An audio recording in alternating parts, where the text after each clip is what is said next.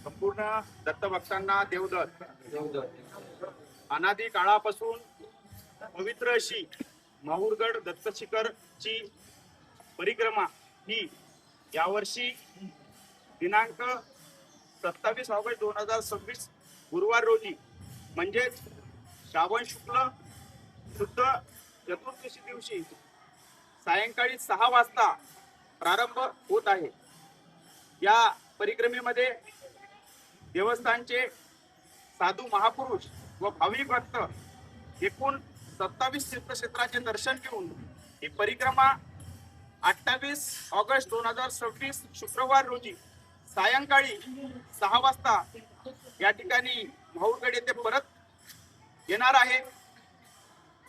29 August 2026 शनिवार रोजी सकाळी 6 वाजता या ठिकाणी या पवित्र अशा परिक्रमेची सांगता होणार आहे.